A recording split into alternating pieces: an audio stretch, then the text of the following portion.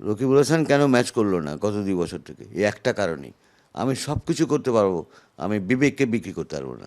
BPL Bangladesh premier league almost প্রতি সিজনেই নতুন নতুন বিতর্কের সৃষ্টি হয়, নতুন নতুন সমস্যা দেখা দেয়। তাই অনেকেই তো বলে বিপিএল মানেই তো Bangladesh problem league.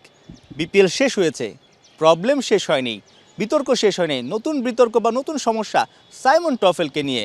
Simon Taufel এক সময়ের নামী আম্পায়ার, আইসিসির এলিট প্যানেলের আম্পায়ার, অভিজ্ঞ আম্পায়ার, রিটায়ার্ড করার পর নানা জায়গায় কাজ করছেন।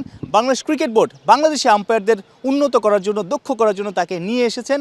কিন্তু বিপিএলের সময় হলো উল্টো, অর্থাৎ তাকে বিপিএলের যে টেকনিক্যাল কমিটি সেখানকার অ্যাডভাইজার বা সদস্য হিসেবে রেখেছে, আবার তিনি ম্যাচ রেফারিংয়ের দায়িত্ব পালন করেছেন। অর্থাৎ ম্যাচ রেফারি, টেকনিক্যাল কমিটির সদস্য, একজনই দুই কাজ করে কনফ্লিক্ট অফ ইন্টারেস্টের যে বিষয়টা সেটা জন্ম দিয়েছেন। আইনগতভাবে ওখানে থাকা উচিত ছিল না।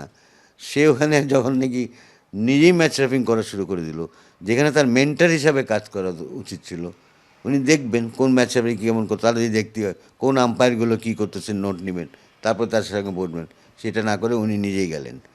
তো সেইটা করতে যেয়ে আমাদের এরা ডিপ্রাইভড হয়েছে। টেকনিক্যাল কমিটির সদস্য হিসেবে সেখান থেকে একটা সম্মানই পাবেন বা পেয়েছেন, আবার তিনি ম্যাচ রেফারিং করেও আসলে টাকা পেয়েছেন, অর্থাৎ দুই জায়গা থেকেই টাকা নিয়েছেন একই দিনে। টেকনিক্যালি তো এটা কনফ্লিক্ট অফ ইন্টারেস্ট, কোনো সন্দেহ নাই।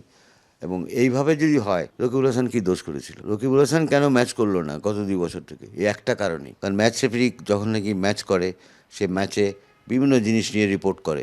প্লেয়ারদের বিরুদ্ধে রিপোর্ট করতে পারে, সংগঠক বা টিম অফিসিয়ালদের বিরুদ্ধে করতে পারে। তো যাদের বিরুদ্ধেই করে, সেটা যদি যার বিরুদ্ধে করা হয়েছে বা তার তার যদি সেটা মনোপুত না হয়, তখন তার আপিল করার সুযোগ থাকে।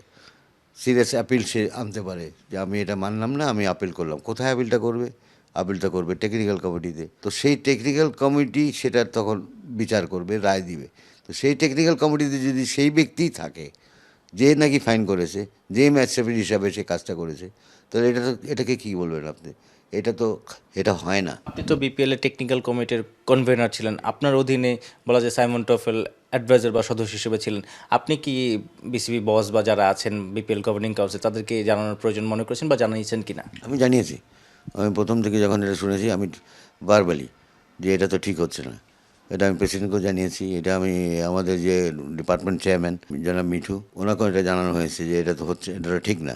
কারণ এটা যদি হয়, এটা তো কনফ্লিক্ট অফ ইন্টারেস্ট হয়ে যাবে সিরিয়াসলি। টেকনিক্যাল কমিটির কনভেনার হিসেবে ছিলেন, বিপিএলটা কেমন গেল? বিপিএল বলেন, ওয়ার্ল্ড কাপ বলেন, এশিয়া কাপ, লাস্ট 4টা ম্যাচ বা লাস্ট 2টা ম্যাচে, ফাইনালে তো 2টা আম্পায়ারই মাঠে থাকবে, 4টা আম্পায়ার থাকবে না। কিন্তু টুর্নামেন্ট তো শুরু হয় 11টা 10টা আম্পায়ার নিয়ে।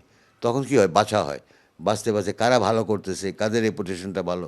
তো এই জিনিসগুলো তো ডিসাইড করবে যে ফাইনালে কারা করবে টেকনিক্যাল কমিটি।